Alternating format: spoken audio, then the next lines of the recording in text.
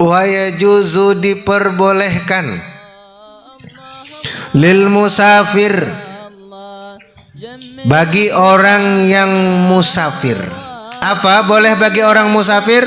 Qasrus sholah, mengkosor sembahyang ar-rubaiyati yang 4 rakaat. Asalnya 4 dikosor menjadi 2. Itu mengkosor.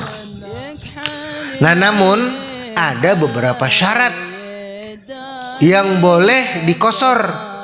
Yang boleh seseorang mengkosor itu ada beberapa syarat. Khamsi syara'ito, dengan 5 syarat.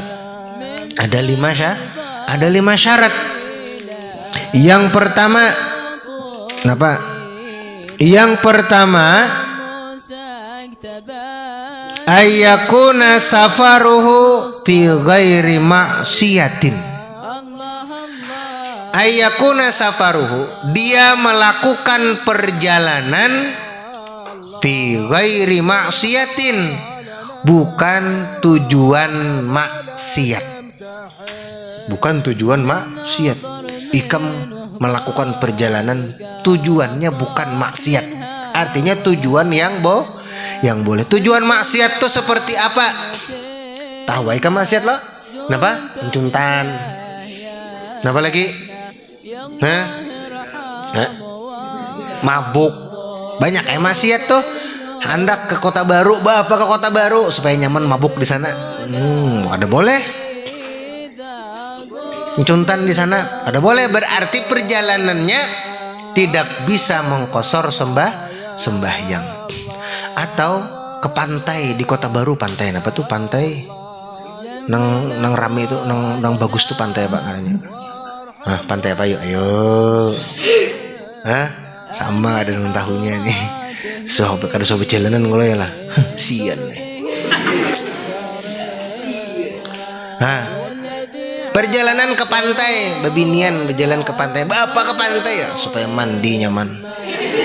Mandi kenang kayak apa? Mandi membuka aurat. Berarti perjalanannya perjalanan maksiat, kada boleh mengkosor salat. Berjalan kemana? Ke Kota Baru, tapi tadi hendak membuka aurat. Nih, kada boleh berarti perjalanannya tersebut mengkosor sembah. Tapi kalau perjalanannya perjalanan yang boleh, seperti misalnya ziarah. Apalagi niatnya ziarah, niatnya berjualan, niatnya mendatangi kakak, niatnya mendatangi adik, niatnya mendatangi kai, niatnya mendatangi nini. Asalkan perjalanannya perjalanan yang mubah, yang boleh, atau perjalanan yang sunat, maka boleh mengkosor sembahyang zuhur, asar, dan isya. Nah itu.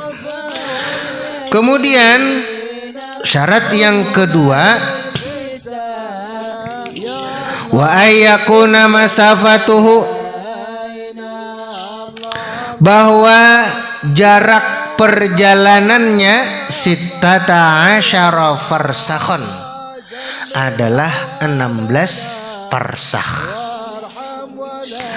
Nah, 16 parsah itu ikam catat di sampingnya. 16 parsah. 16 parsah sama dengan 48 mil. Sama dengan 48 mil.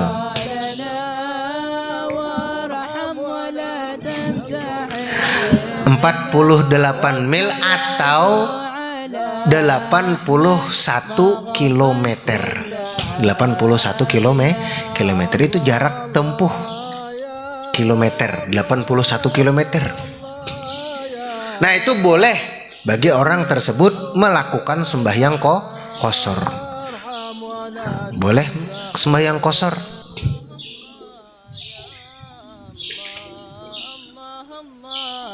Ketika melakukan perjalanan minimal 81 kilometer.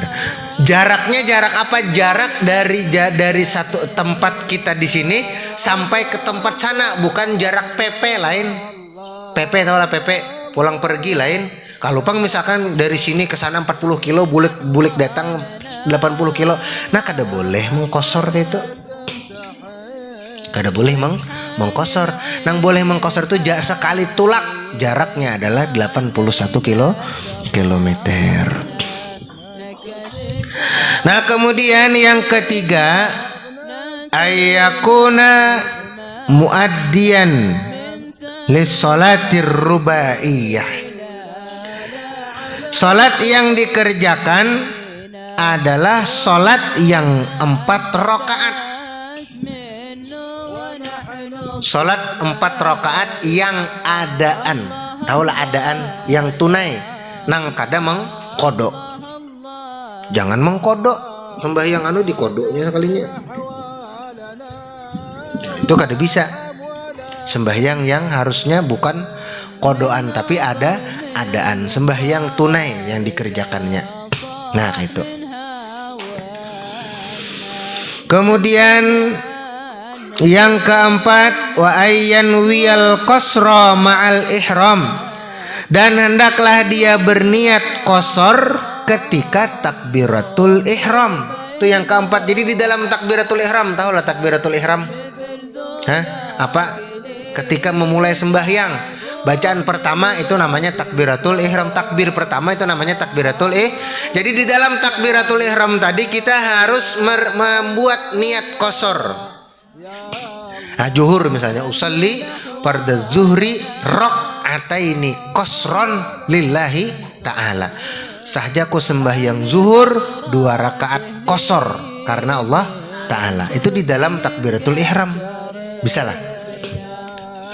Usalli fardhu zuhri rakaataini qasran lillahi ta'ala. Atau jadi makmum, usalli fardhu zuhri rakaataini qasran makmuman lillahi ta'ala. Sahajaku sembahyang fardhu zuhur mengqasar karena Allah Ta'ala. Nah, maka yang demikian itu sudah bisa kita mengerjakan, artinya sudah bisa niat tersebut digunakan untuk sholat sholat qasar zuhur, sholat qasar asar, sholat qasar isya. Dan yang kelima, wa alla ya'tamma bimuqimin, dia tidak mengikuti imam yang sholatnya sempurna. Nya kada mau umpati imam nang sholatnya sempurna. Artinya ketika ikam datang misalnya dari Sungai Danau, kok ke sini ke Bati-Bati. Nah, maka yang bilanya ikam hendak mengkosor, maka kada boleh umpat nang bebuhan orang Bati-Bati. Maka sembahyang kosor sendirian aja, atau ada orang nang kawan beimbayan mulai Sungai Danau. Nah, maka sembahyanglah dengan sembahyang yang kosor berjamaah. Kalau mau empati orang nang ada di Bati-Bati, maka sembahyangnya adalah kalau mau empati nang di Bati-Bati, maka sembahyang jadi sembahyang sempurna, sembahyang tamam namanya. Nah, itu adalah aturan daripada sembahyang qasar. Nah, mudah-mudahan kita bisa paham tentang sembahyang qasar tadi. Ada nang kada paham kah? Tentang sembahyang qasar tadi? Yang pertama, kita ulangi lagi supaya tambah paham. Insya Allah.